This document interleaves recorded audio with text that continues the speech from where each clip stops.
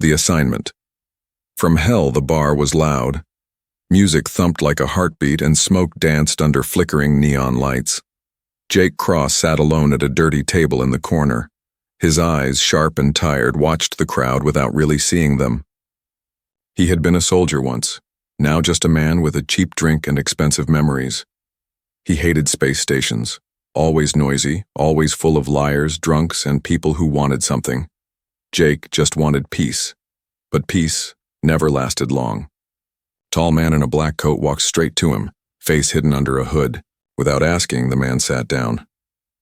"You Jake Cross?" the stranger asked. Jake didn't move. "Depends who's asking." "Galactic Transport Authority. We have a job." Jake laughed dryly. "Not interested. I don't do babysitting or cargo runs anymore." "This is neither," the man said. He slid a small black cube across the table. A hologram popped up, a star map, a contract, and two simple words: high priority. Jake sighed. "Fine. What's the catch?" "She's the catch." Jake raised an eyebrow. "She?" "You're transporting a passenger. Species classified. Destination, Ceron Prime. No stops, no questions. And keep her alive." "Alive?" Jake leaned forward. "Is she dangerous?" The man didn't answer. He just stood up and walked away. Before disappearing into the crowd, he added, "She already hates you. Good luck." Jake's ship, the Rust Bucket, was old, but loyal. It had seen war, peace, and everything in between. He stood near the loading ramp, arms crossed, waiting for his mysterious passenger. Then she walked in. She wasn't human. Her skin was a soft silver blue, her eyes sharp and glowing like twin stars. She wore a cloak, but Jake could tell she was tall, confident, and ready for a fight. She looked at him like he was a dirty stain on her boot. "You're the pilot?" she asked coldly. Jake nodded. "You must be the princess of bad attitude." She rolled her eyes. "Just fly the ship and stay out of my way, human." Jake muttered. "Great. A royal pain." The girl walked past him without another word. Jake followed, locking the ship. As they took off, he couldn't help but feel something was wrong. Too many secrets. Too much silence. Hours into the journey, Jake sat in the cockpit pretending to read a data pad. But really, he was thinking, who was she? Why did the Galactic Authority want her transported so badly? And why assign someone like him, a former soldier with a reputation for bending rules? He decided to ask. He walked to the passenger room. She was sitting cross-legged on the floor, eyes closed, glowing faintly. "What's your name?" he asked. She opened her eyes slowly. "I don't need to tell you." "Look, I'm not trying to be friendly," Jake said. "But if I'm risking my neck for you, I'd like to know who might get me killed."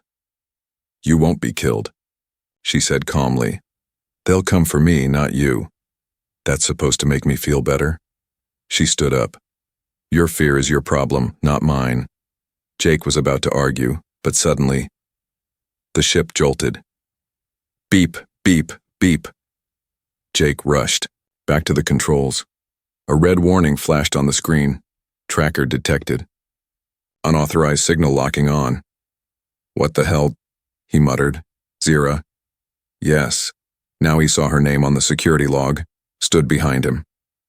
Her voice was cold and calm. "They've found me." Jake turned to her. "Who found you?" She didn't answer. Instead, she reached for the controls. Jake slapped her hand away. "Hey, this is my ship." "Then fly faster," she said, eyes locked on the screen. "Because if they catch us, you won't get paid. You'll get buried." Jake gritted his teeth and hit the thrusters. The stars outside blurred as they jumped to high speed. Inside, silence fell again. But this time, it wasn't peaceful. It was the silence before a storm. Enemies within. The ship shook violently as it tore through the outer belt of the Sarian Drift, a lawless stretch of space where pirates and scavengers hunted like wolves. Jake gripped the controls with one hand and slammed a fist into the console with the other. "Damn it. That signal's still on us." Zira stood behind him completely calm. Too calm. Your ship is slow, she said, arms crossed. Jake shot her a glare. Well, Princess, maybe if I was flying a royal cruiser instead of a rust bucket, we wouldn't be dying today. Her lips curled into the tiniest smirk. I thought you were supposed to be good at this. Jake ignored her and flipped the emergency switch. A panel slid open to reveal a hidden lever labeled Blackout Protocol. You might want to sit down, he muttered. Why? She asked. Then he pulled it. Boom. The ship powered down instantly. Lights off, engines dead, everything silent. They drifted like space junk. It was risky, dangerous, stupid, and brilliant. The enemy signal faded, confused, scanning. Like a predator that just lost its prey. Zira blinked, surprised. Not bad. Jake leaned back in his seat. Told you, I'm not just a pretty face. She gave him a sideways look. You're not that either. They stayed dark for over an hour, floating in silence. Jake finally broke it. You want to explain why someone just tried to blow us out of the stars? Zira didn't answer. Jake turned, in his seat, to face her fully. You knew we were being hunted. You knew there was a tracker, and you didn't say a word. Her eyes flashed. I didn't need your panic slowing us down. Jake stood up, his voice rising. You put my ship at risk, my life. I don't care who you are. You don't get to play God with my choices. Zira stared at him for a long moment. Then finally, she spoke. Quietly. I didn't place the tracker. Someone from your side did. Jake froze. My side? Zira nodded. Think, human. Why would they assign you, a washed-up soldier with no clean record, to transport someone like me? Jake frowned. Because they trust me. No, she said. Because you're disposable. That stung more than he expected. Before he could reply, the ship's console lit up. Low power mode was returning. An alert blinked on the screen. Proximity alert. Docking station ahead. Uncharted. Jake leaned in. That wasn't on the star map. Zira narrowed her eyes. It's a pirate outpost. Likely abandoned. Jake hesitated. We need supplies. Shields are low. And food's almost gone. And if it's not abandoned? She asked. Jake smirked. Then we improvise. The station was dark. No lights, no sounds. Jake and Zira walked side by side down the metal corridors, weapons drawn. Dust floated in the stale air like frozen smoke. Everything was too quiet. Jake whispered, This place feels wrong. Zira didn't respond. Her eyes scanned every corner. She moved like a trained assassin. Quiet. Ready. They reached a control room. Jake started scanning for power cells. Zira stood guard. Then she heard it. A soft, metallic click. She turned. Just as the door slammed shut behind them. Red lights flashed. Sirens screamed. Ambush. From the shadows, masked mercenaries dropped from the ceiling. Armed, silent, fast. Jake fired first. One down. Zira moved like lightning, taking two out with a single strike. Nice moves, Jake shouted over the noise. I'm full of surprises, she yelled back. More mercs flooded in. Jake tossed a smoke grenade. The room filled with fog. Screams. Gunfire. Chaos. Through it all, Zira moved toward a glowing console on the wall. She placed her palm on it. It scanned her. A robotic voice echoed. Subject, Zira Valtrex. Access granted. The wall split open. Inside, a secret chamber. Technology older than Earth itself. Symbols glowed in the air like ghosts. Jake stumbled, in behind her, bleeding from his arm. What is this place? Zira looked around almost reverently. This is one of the old ones. A station left by the founders. It recognizes me. Jake stared. Founders? You mean those ancient aliens nobody believes existed? They existed, she said. And they left me something. She walked forward and reached into a slot on the wall.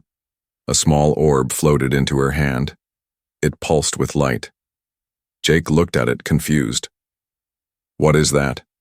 Zira's voice dropped to a whisper. It's part of the map. The map to the weapon. Jake blinked. What weapon? She looked him dead in the eye. The one that can end all wars. Or start the last one. The truth about Zira. The orb floated silently between them, casting a soft blue glow that painted Jake's face with eerie light. He stood frozen, blood still trickling down his arm, eyes locked on the object in Zira's hand. He finally spoke. That thing is a weapon? Zira didn't answer right away. Instead, she stared at the orb like it was a ghost from her past. It's not the weapon itself, she said quietly. It's the key, one of 5. Each one unlocks part of the vault. Jake's throat went dry. Vault? Zira turned toward him slowly. The vault of Tetheris. It holds the Ethron Pulse, an ancient weapon powerful enough to burn worlds in seconds.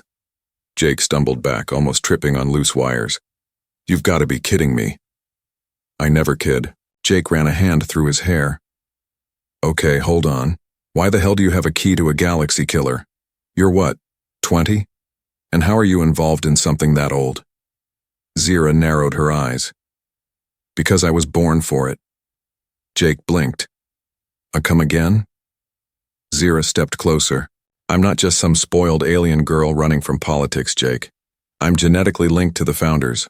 My DNA is the lock, and this key responds only to me. Jake laughed once, bitter and short. Great. And I'm just the idiot flying. The ship.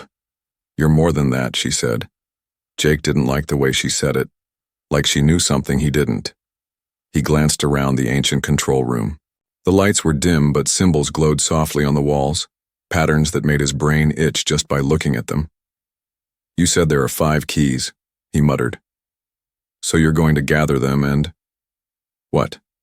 Blow up the galaxy? No, Zira replied. I'm going to keep someone else from doing it first. Later, back on the ship, Jake stared out the viewport deep in thought. The stars passed by slowly, but his mind raced like a bullet train. He didn't trust her. Not fully. But she had saved his life. And she hadn't run when the mercs attacked. Still, everything about her screamed danger. He turned as Zira entered the cockpit. She was holding the orb, which now floated around her head like a curious pet. Jake frowned. That thing is creepy. It's watching you, she said flatly. He gave her a look. Oh good. Add floating eyeball to the list of things spying on me. She smirked. First time he'd seen a real smile from her, even if it lasted only a second. I want answers, he said. All of them.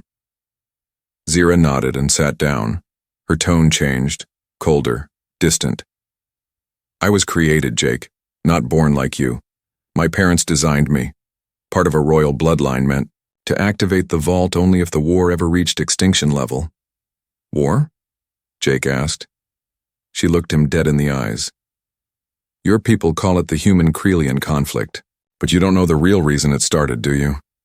Jake stiffened. We were defending Earth, the Krelians struck first. That's what they told you.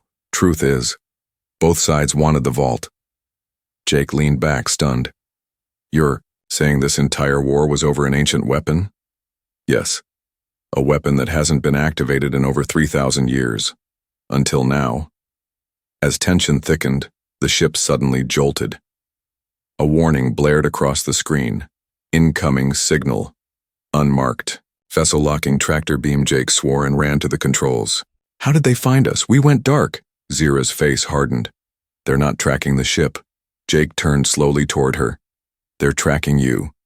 Outside the viewport, a sleek black ship approached, quiet, fast, and definitely unfriendly. The enemy vessel launched an electric pulse. The ship went dead. Jake yelled, We're being boarded. He ran for the emergency compartment and pulled out a shock rifle. Zira didn't reach for a weapon. She simply closed her eyes. Jake was about to argue when the boarding hatch blew, open. Smoke and light burst into the corridor. Through it walked a tall, pale man with eyes like black glass and a voice like broken ice. Hello, Zira, he said. It's time to come home. Jake aimed his weapon. Not happening, Space Dracula. The man smiled. And you must be the human bodyguard. Cute. Zira stepped forward, voice sharp and regal. You're too late, Varn. I already found the first key. Varn's smile vanished. Then I'll just cut it from your corpse. He lunged, faster than human. Jake fired, missed. Zira raised her hand. The orb flew from her palm, pulsing with blinding light. Varn screamed. Then everything exploded into chaos. The weapon of stars, the ship limped through hyperspace like a wounded beast. Sparks flew from burnt-out consoles, alarms blinked like dying stars, and smoke filled the hallway where Jake had been thrown during the attack. Zira crouched next to him, her hand glowing faintly as she pressed it against a deep gash on his shoulder. You need medical attention, she said, her voice steadier than her trembling fingers. Jake winced but grinned. Just a scratch, I've had worse. Liar, she muttered. He smirked despite the pain. Takes one to know one. But behind the banter, the mood was heavy. They had barely escaped Varn, the enemy who wasn't just hunting Zira, but possibly meant to replace her. He was like her, only colder, crueler, and clearly upgraded. Jake sat up, groaning. Where are we heading? Zira tapped on the flickering nav screen. Tethyrus Prime. That's where the second key is, and the temple. Jake frowned. Temple? What are we collecting infinity stones now? Zira looked at him seriously. No, but the next trial might kill you. Tethyrus Prime. The planet was silent, dead. A wasteland of silver sands and broken monoliths. No atmosphere, no life, no signs of history, except the impossible black tower standing at the center. Jake stepped out in a pressure suit, eyes locked, on the tower. Creepy place. Zira walked beside him, her own suit flickering with light. This is the Temple of Rathalon, built before any species had space travel. The founders believed only those worthy could even find it. Jake looked around. Well, I guess we're worthy enough. Zira didn't smile. Not both of us. The inside of the temple felt wrong. Gravity was off, time moved slower, and the walls whispered in languages Jake didn't understand. Each step echoed like thunder. They reached a wide circular chamber. In the center floated a massive sphere of starlight, surrounded by 5 metal pillars. A voice echoed through the room. Deep, mechanical, ancient. State your purpose. Zira stepped forward. I seek the second key. One must be judged, the voice replied. One must face the trial of intention. Jake looked at Zira. So you're up? She shook her head. No, the temple chose you. Jake blinked. Wait, what, me? Why me? I didn't sign up for a judgment day. The voice spoke again. The key recognizes him. The outsider. The human. Zira stared at him like she was seeing him for the first time. I didn't know, she said. I thought only founder bloodlines could trigger the trials. Jake stepped forward slowly. Well, maybe your ancient weapon has taste. The trial begins. Jake was suddenly alone. The chamber faded around him, replaced by a desert of fire and shattered memories. Ahead of him, scenes began to appear, projections of his past. He saw himself as a soldier, standing over the bodies of enemies and friends. His hands were soaked in blood, his voice screaming orders, his face younger, full of fear and rage. He tried to move, but the sand beneath him turned to chains. The voice returned. Do you regret? Jake's throat was dry. Yeah, every damn day. Would you do it again? He clenched his fists. If it meant protecting the people I care about. Yes. The voice paused. Even if it damns your soul? Jake closed his eyes. Then I'll carry that weight. Suddenly, everything turned white. Back in the chamber, Zira watched as the central sphere dimmed, then burst into 1,000 lights. Jake collapsed onto the ground, gasping, sweating. She rushed to him. Jake! He looked up, eyes full of Something Zira hadn't seen before, and not just pain. Purpose. The orb floated into his hand. Another key. This time it chose him. Zira stared. The vault. It doesn't just respond to me. It responds to you too. Jake stood slowly, holding the glowing orb. So what does that make me? A chosen one? She shook her head. It makes you dangerous. Suddenly the chamber trembled. A crack split through the floor. The walls pulsed with red light. Zira's face went pale. They've found us. Jake turned as Varn's voice echoed across the temple. Did you really think I wouldn't follow? A ship landed just outside the tower, sleek, black, and deadly. Varn entered with an army of cloaked soldiers. Jake stepped forward, raising his weapon. Zira activated her energy blade. Varn smiled, calm and cold. You have 2 keys now. That makes things easier. Hand them over. Jake grinned. Come take them. Varn raised his hand. Gladly. The bonding protocol boom. Stone walls trembled. Dust fell like rain. The temple of Rathalon was collapsing under fire from Varn's ship. Jake pulled Zira behind a massive pillar, his breathing ragged. You got a back door in this ancient IKEA temple or what? He shouted over the thunder of laser blasts. Zira touched the glowing orb in her hand. There is no back door. Jake stared. Of course not. That would be too easy. Suddenly the pillars around them began to glow. The temple, as if sensing danger, responded to the presence of the 2 keys. A circle lit up under Jake and Zira, symbols forming a pulsing sigil. Initiating bonding protocol.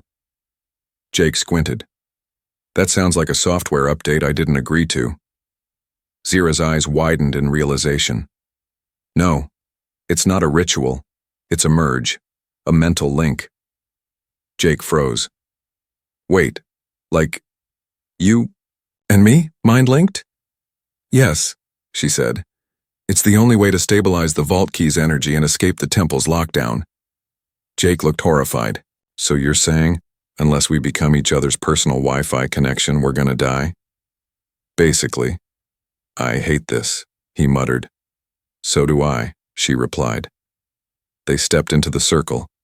Light swallowed them. The link hit felt like falling through space and memory. Jake suddenly stood in a forest, but it wasn't real. It was her memory. He saw Zira as a child, alone, surrounded by men in armor. Her father's voice thundered, You were not born to feel. You were born to activate. Then everything flipped. Now Zira saw his past in a war zone, explosions. Jake dragging a bleeding comrade to safety, crying, screaming. A voice in his ear, Leave him, Cross, he's already gone. Jake didn't. He stayed. He bled. Back and forth they went, and through pain, fear, hope, and shame, until their walls cracked. They came back to reality. Breathing hard, shaken, but different. Connected. Jake looked at Zira. You were raised like a weapon. She nodded slowly. And you became one. But neither of us wanted it, he added. Zira turned to the door as it trembled again. Then, let's stop the people who do. She raised her hand, and this time the temple responded instantly. Panels slid open, revealing a hidden corridor. The vault responds to the bond, she said. We're the key now. Jake smirked. So, much for personal boundaries. They ran. Outside, Varn's soldiers finally breached the main chamber, but Jake and Zira were gone, and the temple had vanished behind a sealed wall of glowing crystal. Varn stepped forward, seething. He touched the crystal and felt the bond's energy. So, he whispered, the human and the girl have merged. Interesting. His second in command, a dark-skinned alien with a robotic arm, spoke up. Should we pursue? Varn's eyes lit up unnaturally. No. Let them find the third. Key, let the vault open. He turned, smiling cruelly. Because the bond works both ways, and now, I can see them too. Back on the ship, the rust bucket flew through deep space. Autopilot engaged. Jake sat on the edge of his bunk, staring at his hands. They feel warmer, he muttered. Zira stood nearby, arms crossed. That's the residual link, you'll get used to it. Used to hearing your voice in my head? He asked. She shrugged. I don't talk that much. Jake raised an eyebrow. You argue like it's your job. Zira almost smiled. It kind of is.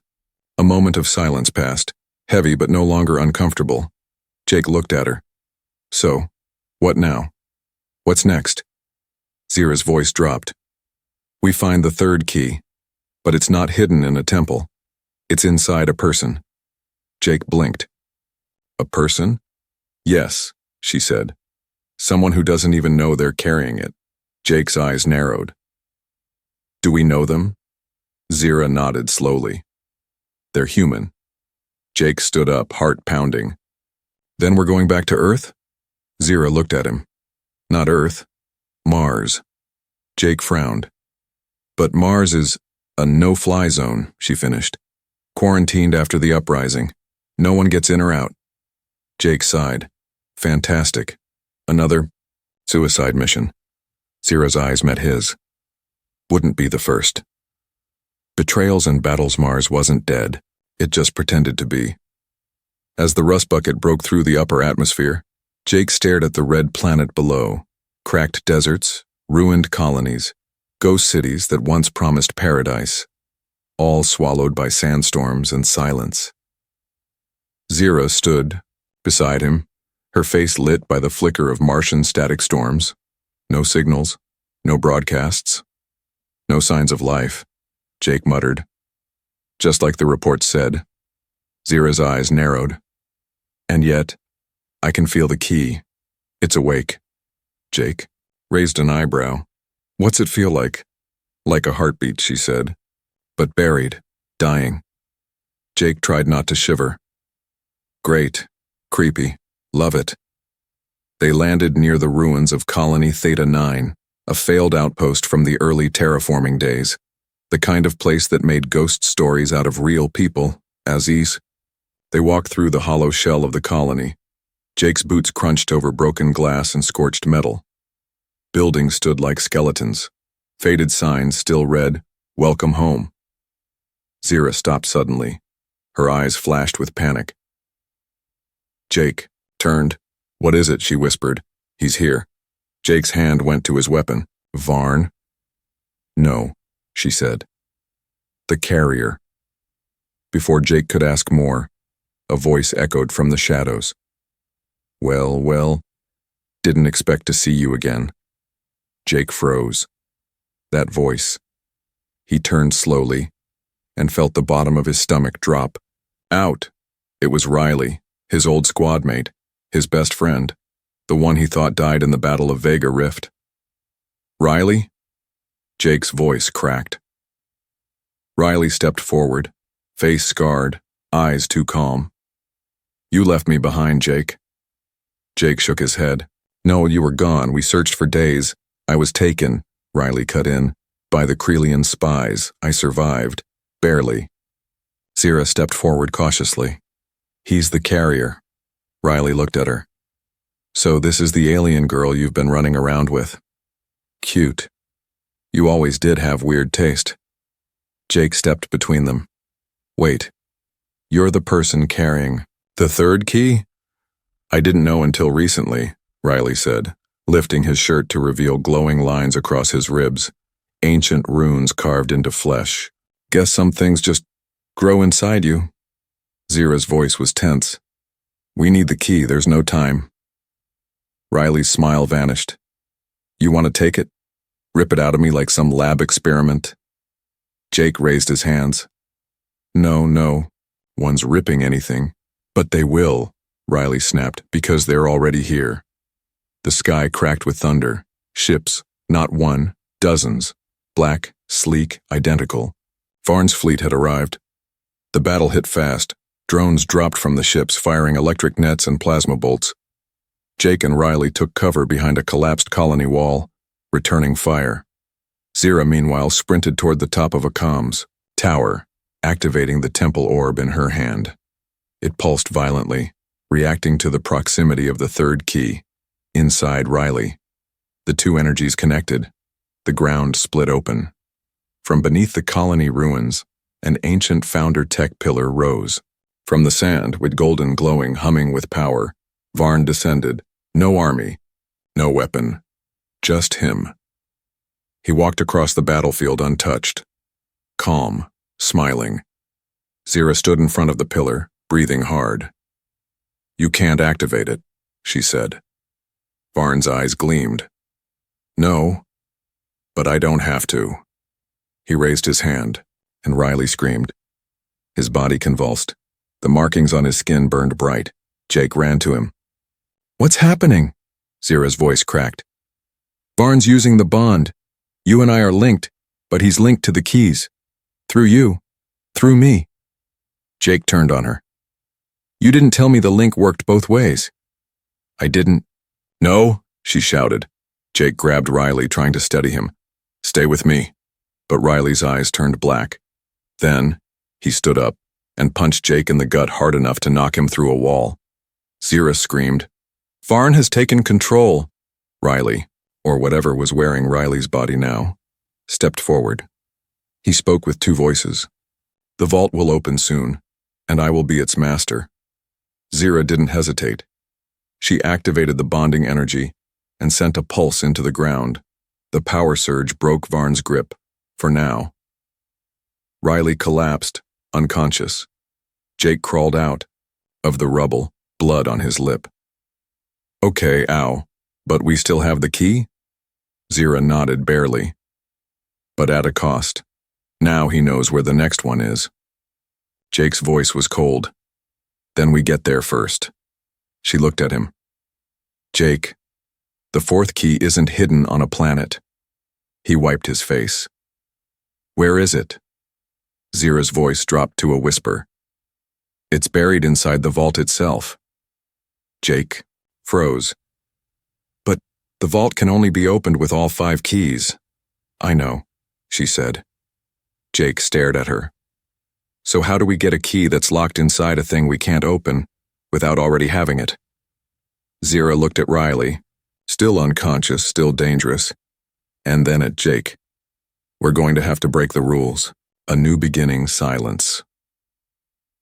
Not peaceful silence, the kind that creeps under your skin and whispers that something is very, very wrong.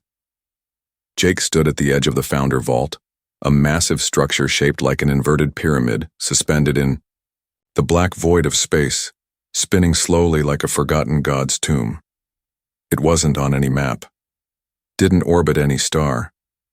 It floated between realities, and they had found it. Or maybe it had called them. Inside the ship, Zira adjusted the frequency of the bonded keys. All 3 they'd collected now pulsed in unison, floating above a control panel. Riley lay unconscious in the medical bay, still alive, still tainted. Jake entered the cockpit, his eyes bloodshot from sleepless nights and bruises from too many battles. He leaned against the door. "You okay?" he asked. Zira didn't look up. "No," he nodded. "Same." They stood there for a moment, no sarcasm, no banter, just silence, and the slow hum of destiny breathing down their necks. Zira finally spoke. "We're missing 2 keys. The 4th is inside the vault." "The 5th? "I think it's inside me." Jake raised an eyebrow. "Wait, what?" She turned toward him. "The founder code. It's not just DNA, it's memory. Legacy. My mother, she gave birth to me inside a quantum chamber. She encoded the last piece inside my neural core." Jake shook his head. "So if we want all 5 keys?" Zira nodded. "I have to surrender my mind to the vault." Jake stepped forward, jaw clenched. "You mean die?" "No," she said softly. "But I won't come back the same." The descent, they boarded a small escape craft and entered the vault. Its doors opened for them without resistance. Inside, time bent. Up was sideways. Light was a suggestion. Every step echoed like a scream in a cathedral. The vault was alive and it knew them.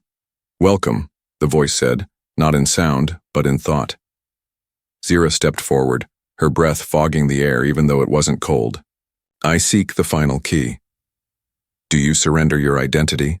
the vault asked. She turned to Jake, eyes glowing faintly. "If I forget everything, will you remind me who I was?" Jake swallowed. "I'll write it in the stars if I have to." She placed her hand on the pedestal. A surge of light exploded. Jake was thrown back and Zira vanished in a burst of cascading starlight. Within the vault, Zira found herself in a white corridor with no end, surrounded by echoes of her own voice. "You are not a weapon. You are not your father's daughter. You are not alone." One by one, the lies she believed were peeled away, until only one truth remained. You were never meant to open the vault. Outside, Jake stood as the vault pulsed violently. He raised his weapon when a shape emerged from the mist, but it wasn't Zira. It was Varn. He had found them. Of course he had. The bond went both ways. Jake raised his rifle. "I swear if you so much as breathe too close to that vault." Varn smiled. "Relax, human. I didn't come to fight. I came to win." He stepped aside. Behind him, dozens of soldiers. All Krelian, all mind-bonded. And with them, Riley, eyes black again. The final battle wasn't going to be fair. Jake knew it. He stood tall anyway. "You want to win?" Jake growled. "Then earn it." The final bond as the first shots fired. Zira emerged from the vault. No longer glowing, no longer unstable. She was complete. The final key floated beside her like a star. Varn turned, fear flashing across his perfect face. "Impossible," he whispered. Zira lifted her hand and the vault lit up like a second sun. "Jake," she shouted, "we have to bond fully." Jake blinked. "You mean like emotionally, psychically, or romantically?" She grinned through the chaos. "Yes," Jake laughed. "Well, it's a hell of a time for it." They touched hands and the vault responded. Boom! A pulse of light exploded outward, disabling all enemy weapons, disconnecting Varn from his soldiers and shutting Riley down cold. Varn screamed. The vault had rejected him, burned his link. His body collapsed like an empty shell. The sky cracked open, and silence fell. Epilogue, a new beginning. Weeks later, the galaxy had changed. The vault didn't unleash destruction. It didn't grant power. It released clarity, broadcasting a forgotten truth into every language, every world. The founders never built weapons. They built warnings. And the final warning was this: unite or fall. Peace talks began. Enemies became cautious allies. And across the stars, Jake's name was whispered in the same breath as Zira's. She now stood as the guardian of the vault. And Jake, he became its protector, its first human sentinel. On the edge of a quiet moon under the glow of a twin sun, Jake and Zira stood looking at the stars. Jake glanced over. "So, are we still bonded?" Zira smirked. "You tell me." Jake heard her voice in his head say, "Don't screw this up, human." He laughed. "Wouldn't dream of it, your royal sarcasm." They turned, hand in hand, and walked toward the future. A new beginning, together.